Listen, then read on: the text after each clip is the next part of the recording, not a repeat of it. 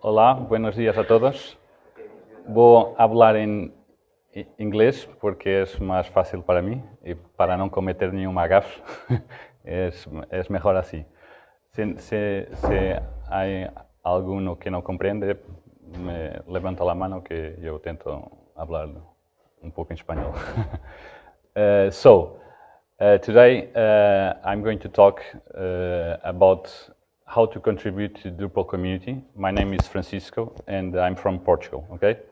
The goal of this conversation is what can we do to contribute to the Drupal community based on our daily-to-daily work and in our daily projects, okay? So a little bit of myself. I'm a software engineer and I have a very strong background in networking. Probably CSS and front end, it's not with me. If you want to talk with backend stuff, you can talk with me. I'm a co-founder of a software company called Pictonio. We are based in Aveiro, it's near Porto in Portugal. In the Drupal community, I've been a speaker and I've organized last September a DrupalDay with other companies in Portugal. And we were invited by Alberto. I would like to thank Alberto. I don't know where he is. He's not here right now. To present or to give a talk here in Santiago and to be also to get together with the Spanish community, because I think that's one of the things that Drupal brings to you is the community that we have and the share of knowledge that we do. Okay. So probably everyone knows, but what powers Drupal is the community. From last September, these were some statistics of Drupal.org. I've been already in some Drupal events, Drupal camps in Spain, Cáceres, last Drupal camp in Granada. And it's nice to work with the community, but we probably, as you know, it's not easy in our daily-to-daily tasks and stuff that we do. It's not easy to give back to the community. So one of the challenges, and that's why we also organized DrupalDay in Portugal, was how can we, as a company or as individuals, share some information and share some work in Drupal community, okay? Well, as everyone knows, Drupal is powered by, if you have local events, it's powered by local people and local guys. So this is a local event, so it's based, the majority of people, I think, is from Galicia and from Santiago de Compostela. So you have the national events like meetups, Drupal days, Drupal camps, and one of the, as Alberto said in his presentation, one of the to organize an event like this, you need to have some work, and that stuff starts when you go to Drupal meetups and when you go to have a beer with the Drupal guys, when you go to a dinner. There are some ideas that you share and that you want to share with others. So that's the base of organizing an event. But to organize an event, you have a problem, which is what I'm going to share to the other people for the event to be as successful as we want. Okay. So the first problem that we have is that we need a topic and a thing to talk about. Okay, we need to do some workshops. We need to call on topics, and that's what the organization. Right now I'm talking from the organization side, which means that we need you guys to get involved and to also bring your problems to the organization, saying, I want to talk about this topic, so please send an email, share that information, because as an organization we need that information. We need that you guys work with us to make these events as successful as possible. Because if you don't share that information, it's going to be the same guys that talk, and the same guys probably they talk the same topic over and over again, and you don't get new information. So that's a key point. The other stuff is that we need a space to host these kind of events. Usually spaces like this, they get, well, if you want to rent, that's a cost that the organization doesn't have. So our advice is to work with, for example, in last DrupalDay, we shared the event in a technology fair that wanted to have technology events on that fair. So try to be aware of those kind of events, because they made the publicity, they share the newsletters, they do it for free because they want to have people in those events and to be able to share the other part of the event with the community. If you have, for example, 100 or 50 people in an event, it's good for the organization of those fairs to have information. So that's one of the principal stuff that we have learned in organizing events. Okay, but events are also I would make this question to myself. So I'm going to an event. What can I bring to the table, or what can I bring from the event? So in this events, you want to share information, you want to share contacts, you want to meet reference community people, you want to learn new ways of developing your projects, new ways of using technology, new ways of integrating Drupal with other technologies, since right now Drupal 8 is going to be a hub for other technologies. What are the tools that I can use to make my project and make my work better in the end of the day, okay? And understand, for example, what's going to be the shift in terms of the roadmap of Drupal. For example, this was a presentation from Acquia in the DrupalCon Barcelona keynote. As you can see, there are lots of new features that Drupal 8 brings to the table.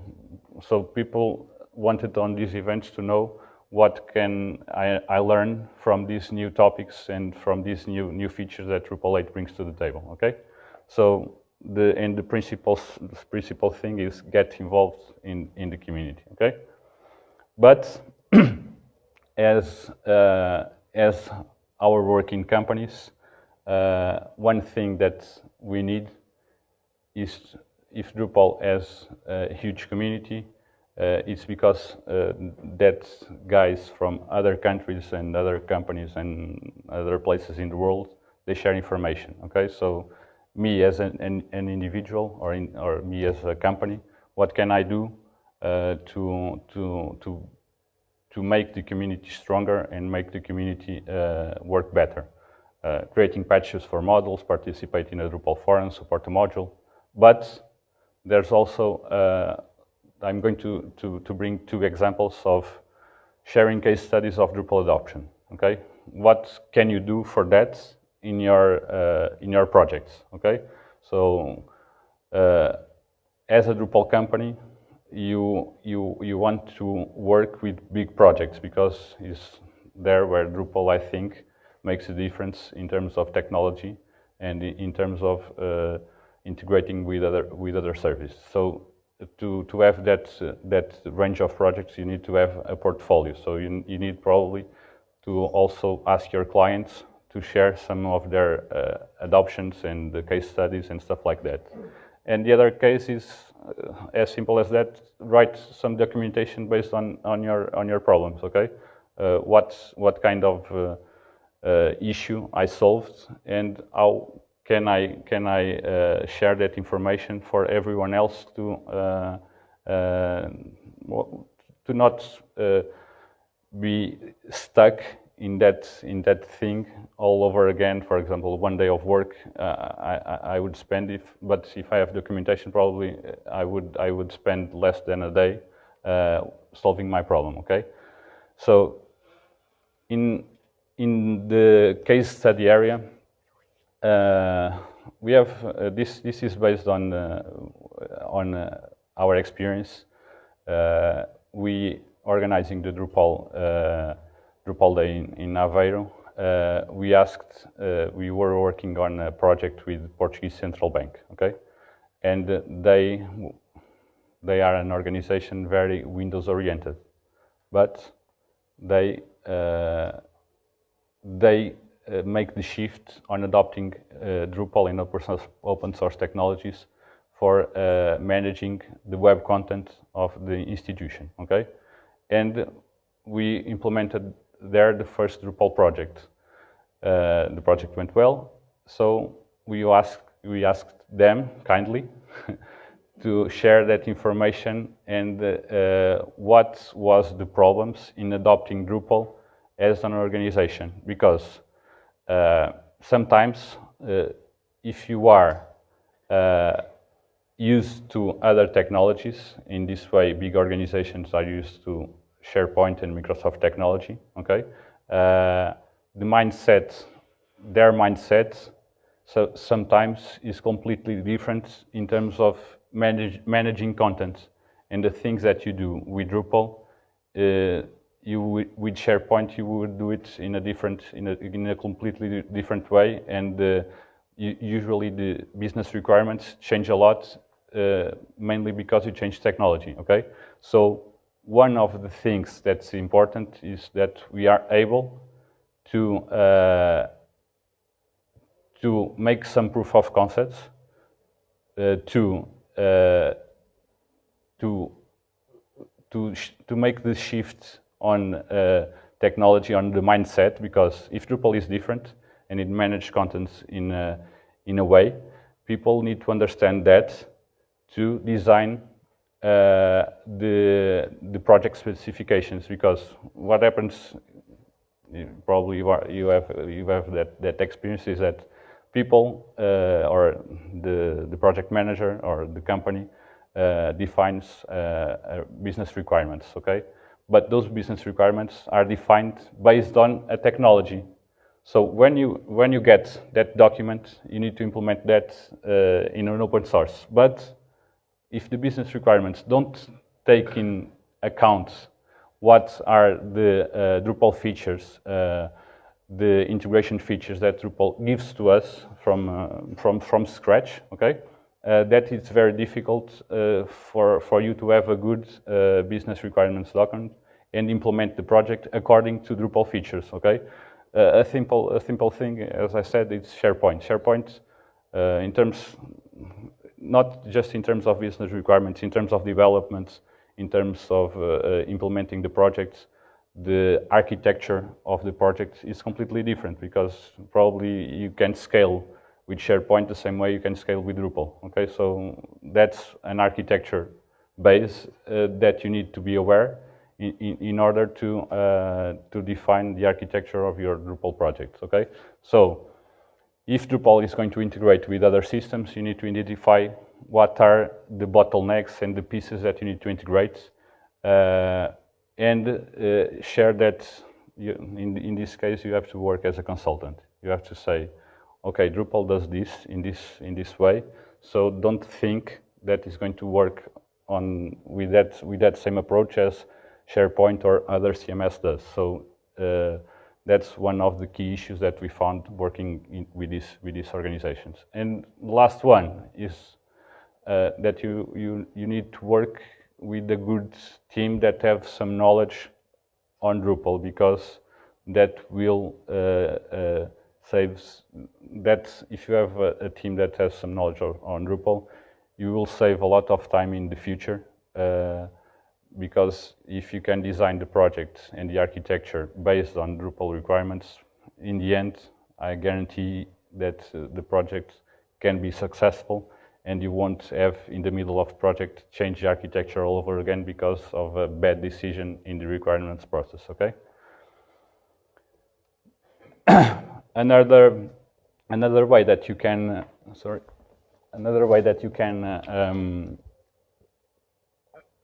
work with the community is, for example, share share some documentation about the business requirement or about a business case. For example, we have a project that the business case was we need to have a web application that should respond within a specific time with concurrent and authenticated users. Okay, so I have here an architecture issue that the authentication process it's not going to be handled with Drupal.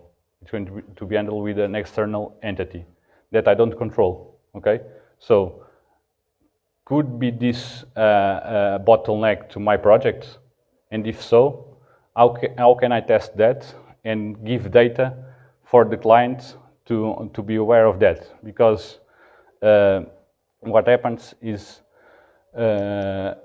in the end, Drupal is going to be the front end, okay? And if everything or if anything goes wrong, oh, Drupal doesn't work, oh my God. The problem is that we have a bug.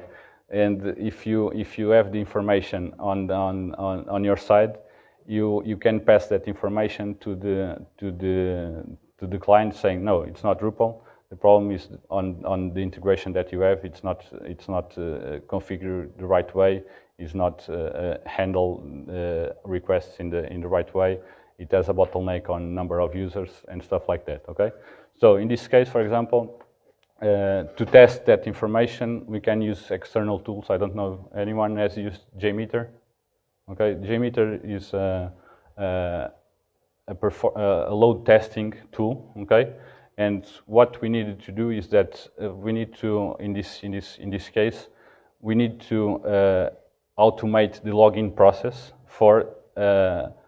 for example, imagine 1,000 users. Okay, I have to script that information. I had to use JMeter, and I have to run the test against my infrastructure to see if my infrastructure holds with the amount of users that are defined in the business requirements. Okay, so in this case, I'm just going to share some stuff for you guys to understand a little bit. Okay, so I have here, this is a Drupal example, but works perfectly on this case. So I have a process of a federated login. Okay, let me just open here some stuff also. I have a process with authentication login. Okay, sorry. Just bring this down. Okay, so this is just a tool from Firefox that handles this federated login. Can use several protocols in terms of managing the information, and this plugin lists all the requests that are being made within my application and my third-party authentication service. Okay, so in this case, I would do a federated login if everything goes according to the plan. Okay, and as you can see, for example, in this area, after you do the federated login, you are redirected to a third-party application. So you can't control what happens in that application. So you could use JMeter to create a test and do all this automation for you, but to do that, you need to understand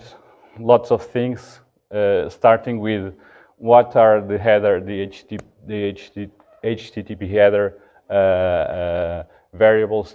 For example, in the post, you need to check the parameters. You need to construct all the tests and all the information for you. JMeter is a nice tool for you to create those load tests and be able to run this with several hundreds of requests and against your architecture. And in the end, JMeter is stuff. It's like a thing like this. Probably whoever worked with JMeter, you define all the requests that you need, and within the request you pass all the variables that you need to get and to collect from the HTTP request. For example, if you want to pass the password, the login and password. You have to configure that information in each step. And if you want to collect, when you go to, for example, to the authentication services, you need to, you will get some authentication header cookies, and you need to store that information and be able to execute this in an automated process, okay? So JMeter could be a nice tool for this, okay? Back to my presentation. Okay, so with the advent of with Drupal 8, you will probably have Drupal 8 working as a hub of information. Okay, you in your projects will you'll have to integrate Drupal with lots of external entities. Okay, Drupal will collect content and share that content with several devices, several projects, and stuff like that. So you need tools like this to automate some of those tests and guarantee that the test is going to work as defined and applies the business requirements are defined by the client. Okay. So in this case, you would use JMeter to do performance tests. The goal was to solve that problem, and you could document this and create a documentation page. I started the documentation page, but I didn't have time yet to put all the information and all this stuff. So I would like to, in the next couple of weeks, finish the documentation page, and this would be my contribution to the Drupal community. Okay. For example, another scenario is that Drupal is known for its security issues, okay, or for its security performance. But if the client, you design a project, you design a web application, and the client says to you, okay, now I don't know if anyone has already know what is OWASP. Okay, OWASP is like a standard for security tests, okay? Like a consortium with security. I didn't know this until I worked on this project, okay? So OWASP defines the top 10 security risks of a web application, okay? So you need to test your application against those requirements. Drupal complies with this, but my application has custom code and custom stuff. How can I test my tool or my application saying that it complies with those top 10 security risks that the application has? Okay, you can have I don't have internet here because the wireless is not working. But if you follow the link, you can see the it's a nice document for you to read if you like these things, because it has lots of things that you aren't aware in security, that if you work with some clients that have SLAs and stuff like that, they will need to comply with the security stuff. Okay, so in this case, how can I test my project against these top 10 security risks, and what tools can I use? When you get this, you put your hands on the head. I'm fucked.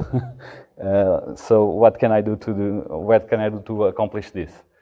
There are tools that help you work on that. I don't know if anyone has worked with those tools, but Burp Suite as an open source. Or as a free, it's as a paid version and a free version, but the free version does a lot of things for you. And some of these tools run some automated tests to check your web application and stuff like that. For example, I needed this. For example, in this case, my web application it was an internet, so I had to be able to access content only in an authenticated way, okay? In this case, how could I test my application to guarantee that every page needed to be authenticated to or to serve content, okay? So these tools can do that work for you. What do they need? For example, in this case, you need a list of all the URLs that Drupal shares, okay? But that list is like you have to dump all the menu database and import that list to the test app, and that the test app will run all the stuff for you to check if every page has serves authenticated content or not, for example. My conclusion is that contribution to the community doesn't hurt, and you can do that in a daily basis based on your project's requirements. Okay, so that's my presentation for today. I hope that you have liked, and sorry for this not speaking Spanish, but it's more comfortable for me. Okay.